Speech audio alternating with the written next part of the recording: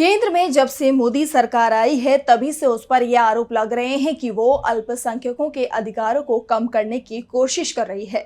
लोकसभा चुनावों में जहां बीजेपी नेताओं ने आरक्षण खत्म करने और संविधान के कानूनों में बदलाव करने के बयान दिए थे, तो वहीं अब सरकार बनने के बाद इस समय एक और कानून बदलने की बात चल रही है, जिसे विपक्ष मुस्लिमों के अधिकारों को छीनने वाला बता रहा है। दरअसल केंद्र सरकार इस हफ्ते संसद में वक्फ बोर्ड की शक्तियों को सीमित करने के लिए संबंधित बिल ला सकती है। इस बिल को संसद में पेश करने से पहले कैबिनेट में रखा गया और शुक्रवार कैबिनेट ने वक्फ बोर्ड अधिनियम में करीब 40 संशोधनों को मंजूरी दे दी है, जिसके बाद वक्फ बोर्ड को लेकर राजनीति शुरू हो गई है। तो आखिर क्या है वक्फ बोर्ड और संसद में इस बिल पर पेश हो जाने से कैसे देश पर पड़ेगा असर, आज इसी पर करेंगे हम चर्चा। नमस्कार, मैं हूं आपके साथ मानसी। इस समय देश में बीजेपी सरकार वक्फ बोर्ड को लेकर घिरी हुई है। दावा किया जा रहा है कि मोदी सरकार वक्फ की ताकत को कम करने की कोशिश में है। तो सबसे पहले समझते हैं कि आखिर वक्फ बोर्ड है क्या और इसे लाने की जरूरत क्यों पड़ी। वक्फ अरबी भाषा का शब्द है जिसका मतलब होता है खुदा के नाम पर अर्पित वस्तु या लोकोपकारार्थ दिया गया धन, यानी आम भाषा में समझे तो किसी के द्वारा किया गया दान। इसके दायरे में चल और अचल दोनों तरह की संपत्तियां आती हैं। कोई भी मुस्लिम व्यक्ति पैसा, जमीन, मकान या कोई और कीमती चीज वक्फ को दान कर सकता है और इन संपत्तियों के रखरखाव और उसे मैनेज करने के लिए स्थानीय स्तर से लेकर राष्ट्रीय स्तर तक वक्फ बोर्ड्स होते हैं। और वक्फ बोर्ड को जो संपत्ति दान में मिलती है उसका मकसद गरीब और जरूरतमंदों की मदद, उनकी पढ़ाई लिखाई की व्यवस्था, मस्जिदों का निर्माण, मरम्मत या रखरखाव और अन्य धर्मार्थ कार्यों में मदद करना होता है। बता दें कि इससे सबसे ज्यादा दान 1947 में हुए बंटवारे के वक्त हुआ, क्योंकि उस समय पाकिस्तान जाने वाले तमाम मुसलमानों ने भी अपनी संपत्ति को वक्फ को दान कर दिया था। वक्फ बोर्ड क्या है, इसका क्या काम है, ये तो अब तक आपको समझ आ गया होगा। अब इसे पूरे देश में लागू करने के लिए साल 1954 में जवाहरलाल नेहरू की सरकार के समय वक्फ एक्ट पास किया गया, जिसका मकसद वक्फ से जुड़े कामकाज को सरल बनाना था। इस एक्ट में जो प्रावधानों के किए गए थे, जिसके बाद साल 1964 में अल्पसंख्यक मंत्रालय के अधीन केंद्रीय वक्फ परिषद का गठन हुआ। ये वक्फ बोर्डों के कामकाज के मामलों में एक तरीके से केंद्र सरकार को सलाह देती है और सरकार ने 1964 में केंद्रीय वक्फ परिषद की स्थापना की। 1995 में प्रत्येक राज्य और केंद्र शासित प्रदेशों में वक्फ बोर्ड के गठन की अनुमति देने के लिए कानून में संशोधन किया गया। वक्फ बोर्ड ये सुनिश्चित करने के लिए जिम्मेदार है कि वक्फ संपत्ति से उत्पन्न आय का उपयोग मुस्लिम समुदाय के विकास के लिए किया जाए। इसी के साथ यहाँ आपको बता दें कि बिहार जैसे राज्यों में अलग अलग शिया और सुन्नी वक्फ बोर्ड हैं। देश भर में 28 राज्यों और केंद्र शासित प्रदेशों में 30 वक्फ बोर्ड हैं। अब बात करते हैं कि मोदी सरकार वक्फ बोर्ड पर संशोधन पर प्रस्ताव आखिर क्यों ला रही है। बताया जा रहा है कि केंद्र सरकार संसद में संशोधन से जुड़ा जो बिल पेश करने की तैयारी में है, उसमें करीब 40 बदलावों का प्रस्ताव है। इन 40 बदलावों में कुछ प्रमुख बदलाव इस प्रकार हैं।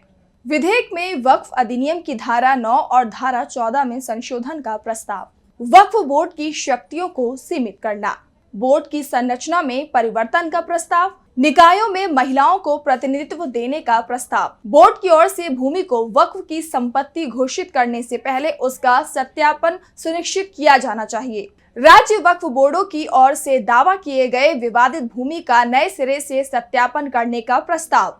अब तक आपने समझा कि आखिर क्या है वक्फ बोर्ड और क्या है इसके नियम और केंद्र में बिल पेश कर क्या क्या किए जाएंगे संशोधन। अब बात करते हैं कि आखिर ये बोर्ड विवादों में क्यों आया है। दरअसल 8 दिसंबर 2023 को वक्फ बोर्ड एक्ट 1995 को निरस्त करने का प्राइवेट बिल उत्तर प्रदेश से बीजेपी सांसद हरनाथ सिंह ने राज्यसभा में पेश किया गया था। इसके बाद राज्यसभा में इस बिल पर काफी विवाद हुआ था। ऐसे में सदन में बिल पेश करने के लिए भी वोटिंग कराई गई। तब बिल को पेश करने के सपोर्ट में 53 और विरोध में 32 सदस्यों ने वोट डाले।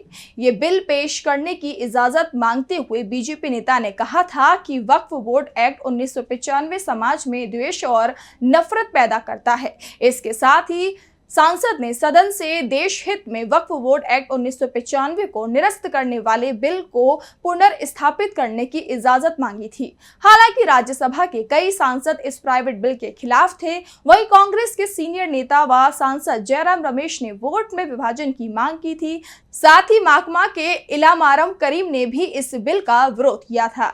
इस दौरान उन्होंने वक्फ बोर्ड का सपोर्ट करते हुए कहा था कि वक्फ बोर्ड कई शिक्षण संस्थान और अनाथालय संचालित करता है। ये एक काफी संवेदनशील विषय है और ये समाज के अलग अलग कम्युनिटी के बीच नफरत और बंटवारा पैदा करेगा। इसीलिए इस बिल को सदन में पेश करने की इजाजत नहीं दी जानी चाहिए। वहीं अब जब मोदी सरकार इस बिल को संसद में लाने की तैयारी में है तो इसका विरोध पहले ही शुरू हो गया है।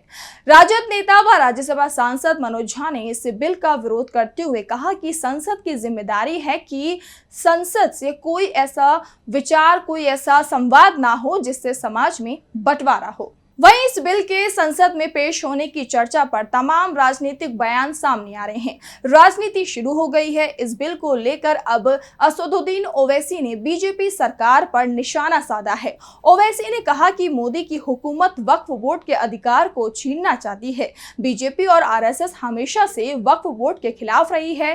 केंद्र सरकार ने खुद ही इस विधेयक की जानकारी को मीडिया को लीक किया है। ये जानकारी सरकार को पहले संसद में देनी चाहिए। बीजेपी अगर वक्फ बोर्ड की सर्वे कराएगी तो उसका नतीजा क्या होगा।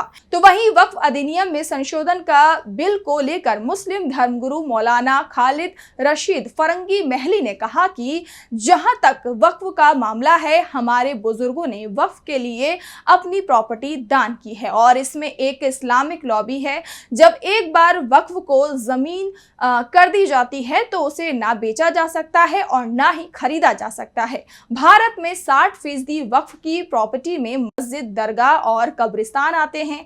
मुझे लगता है कि सरकार एक्ट में जो बदलाव करने जा रही है उसमें किसी तरह की कोई जरूरत नहीं है। अगर ऐसा किया जा रहा है तो सभी की राय लेनी चाहिए। तो वहीं मार्क्सवादी कम्युनिस्ट पार्टी ने कहा कि वो वक्फ बोर्ड के कामों का समर्थन करती है। उसका कहना है कि वक्फ बोर्ड कई शिक्षण संस्थान और अनाथालय चलाता है। राष्ट्रीय जनता दल भी इस पर अपनी राय रख चुका है। उसका कहना है कि संसद भवन से कोई ऐसा विचार, कोई ऐसा संवाद ना हो जिससे समाज में बंटवारा हो। बहरहाल अब ये तो आने वाले समय में पता चलेगा कि ये बिल संसद में पास होता है या नहीं, और अगर होता है तो मोदी सरकार पर लगे आरोप कि वो अल्पसंख्यकों को नजरअंदाज कर उन्हें मिल रहे अधिकारों को छीन रहे हैं, और इसका सीधा सीधा असर आने वाले राज्यों के चुनावों में भी पड़ सकता है, क्योंकि इस बिल को लेकर एनडीए में ही मतभेद की खबरें आ रही हैं। एलजेपीआर चीफ और मोदी सरकार में मंत्री चिराग पासवान ने साफ कर दिया है कि वो पहले इस बिल के प्रस्तावों को अध्ययन करेंगे, उसके बाद ही इसके समर्थन पर फैसला करेंगे। इसके साथ ही जेडीयू और टीडीपी पर भी सभी की नजरें रहेंगी, खास तौर पर राज्यसभा में, जहां एनडीए के पास बहुमत नहीं है।